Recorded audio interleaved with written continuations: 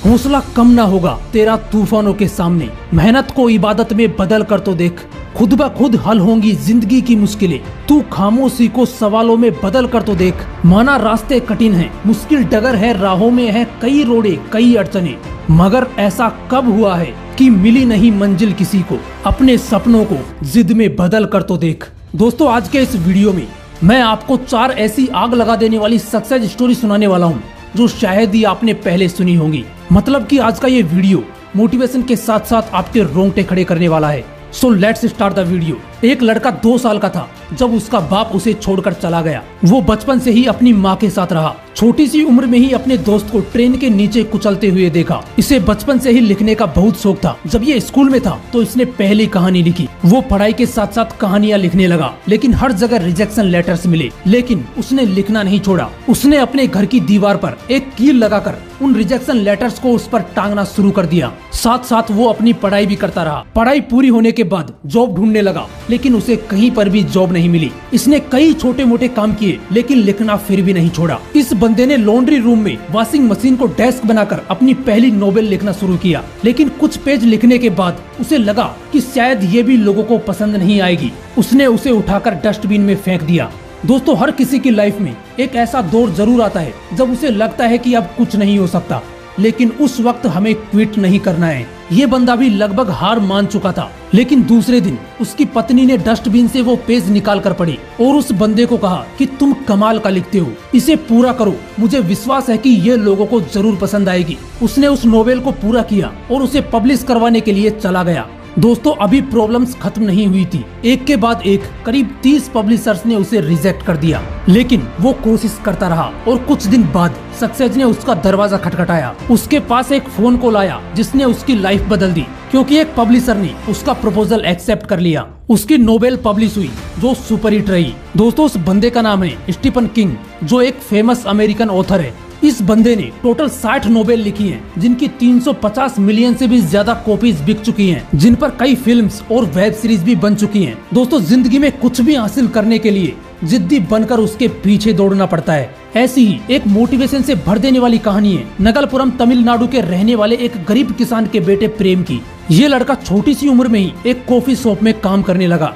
ये लड़का चाहता था कि ये मुंबई जैसे किसी बड़े शहर में जाकर काम करे। एक दिन इसकी मुलाकात एक ऐसे लड़के से हुई जो मुंबई से आया था। 17 साल का प्रेम उस लड़के के साथ मुंबई चला गया, लेकिन मुंबई के बांद्रा रेलवे स्टेशन पर प्रेम उस लड़के से अलग हो गया। उसने उस लड़के को बहुत ढूंढा, लेकिन वो नहीं मिला। प्रेम के लिए वो नया शहर था, ना जेब में पैसे थे, ना किसी को जानता था और ना ही उसे हिंदी आती थी। काफी देर भटकने के बाद उसकी मुलाकात एक ऐसे बंदे से हुई जो तमिल बोलता था। उस बंदे ने प्रेम को बोला कि तुम टेंशन मत लो, मैं तुम्हारा ट्रेन का टिकट बुक करवा देता हूँ, तुम अपने घर चले जाना। लेकिन प्रेम ने उस व्यक्ति को बोला कि मैं अब यही काम करूँगा। 17 साल का वो लड़का काम ढूंढने के लिए इधर उधर भटकता रहा। तब जाकर उसे वहाँ एक बेकरी शॉप में बर्तन धोने का काम मिला। वहाँ काम करने के कुछ दिन बाद वो एक टी शॉप में वेटर का काम करने लगा, जहाँ पर वो अपने अच्छे काम से कस्टमर्स को खुश रखता था, जिससे वो टी शॉप बहुत अच्छा चलने लगा। वहीं पर एक कस्टमर ने उसे ऑफर किया कि हम पार्टनरशिप में टी स्टॉल ओपन करते हैं। प्रेम ने हाँ कहा। बिजनेस की शुरुआत हुई। जब टी स्टॉल अच्छा चलने लगा, अच्छे पैसे आने लगे,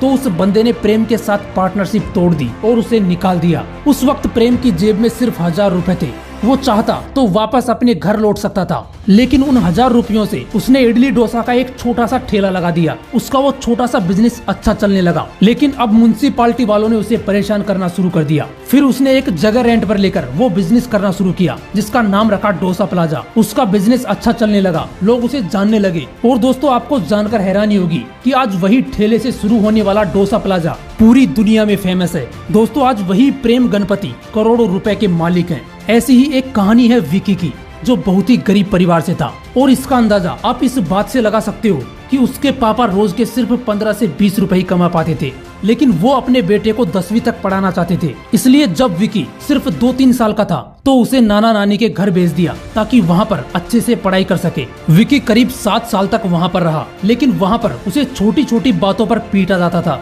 शायद इसीलिए मात्र 11 साल की उम्र में वो घर से भाग गया और दिल्ली चला गया, जहाँ पर कचरा उठाने वाले बच्चों ने इसकी हेल्प की। विक्की ने कई महीनों तक उन बच्चों के साथ कचरा उठाने का काम किया, फिर एक रेस्टोरेंट में बर्तन धोने का काम किया, जहाँ से एक व्यक्ति उसे शेल्टर होम ले गया, जहाँ पर विक्की फिर से स्कूल जाने लगा। 10th कंप्लीट करने के बाद उसे वहीं पर एक पुराना कोडेक का कैमरा मिला, क्योंकि ये बंदा शुरू से ही एक फोटोग्राफर बनना चाहता था। इसलिए उसने उन्नयमान नाम के एक फोटोग्राफर के साथ रहकर अच्छे से फोटोग्राफी सीखी। कई साल मेहनत करने के बाद 2007 में इसने इंडिया हैबिटेट सेंटर में स्ट्रीट ड्रीम नाम से अपनी पहली प्रदर्शनी आयोजित की।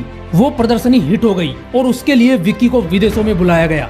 उसके बाद इस बंदे ने वर्ल्ड वाइड कंपटीशन में हिस्सा लिया, जहां पर दुनिया के 5000 बेस्ट फोटोग्राफर्स ने पार्टिसिपेट किया। और दोस्तों, आपको जानकर हैरानी होगी कि ये बंदा उस लिस्ट में टॉप 4 में था। अब इस बंदे को लोग जानने लगे थे। उसके बाद इसे न्यूयॉर्क बुलाया गया, जहां पर लोग इसकी फोटोग्राफी से काफी इंस्पायर हुए। उसके बाद विक्की ने कभी पीछे मुड़कर नहीं देखा। आज ये बंदा एक इंटरनेशनल फोटोग्राफर है। दोस्तों, आपकी सफलता आपकी सोच पर डिपेंड करती है, आपकी कंडीशन पर नहीं। इतिहास बनाने वाले बुरी से बुरी सिचुएशन से भी निकलकर इतिहास बना जाते हैं। यकीन नहीं होता तो ये कहानी सुनो।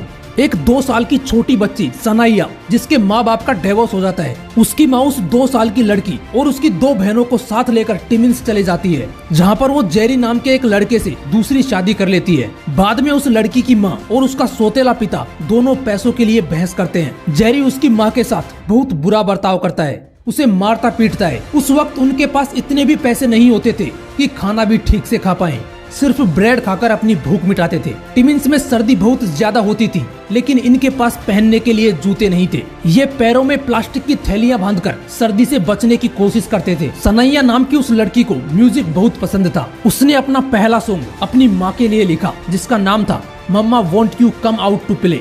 और ये सॉन्ग उसने इसलिए लिखा क्योंकि उस वक्त उसकी माँ बहुत दुखी थी। ऊपर से 2 वक्त का खाना मिल पाए, इसके लिए भी उनके पास पैसे नहीं थे। उस 8 साल की लड़की ने पैसों के लिए बार में सिंगिंग करना शुरू कर दिया। यार, सोचकर देखो कितनी मजबूर थी वो लड़की। उस वक्त क्या हालत रही होगी उसकी। ऊपर से उसके सौतेले पिता उसकी माँ को बहुत मारते, लेकिन 8 साल की सनाइया नम आंखों से अपनी माँ को पिटते हुए देखने के सिवाय कुछ नहीं कर सकती थी। एक दिन सनाइया और उसकी माँ जेरी को छोड़कर टोरंटो चले गए।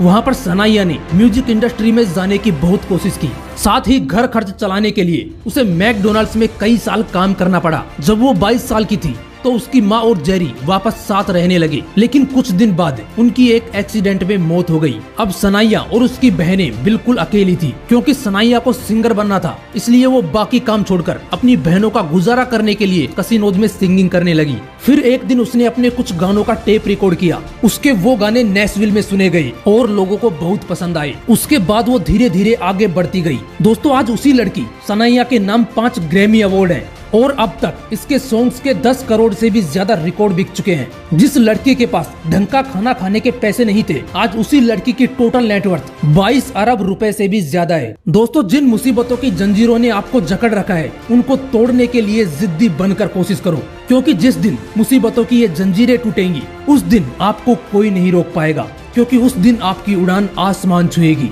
दोस्तों, अगर वीडियो अच्छा लगा तो इसे लाइक करना, शेयर करना और ऐसे ही मोटिवेशनल वीडियोस के लिए इस मोटिवेशनल विंग्स चैनल को जरूर सब्सक्राइब कर लेना। फिर मिलूंगा नेक्स्ट वीडियो में एक नए मोटिवेशन के साथ।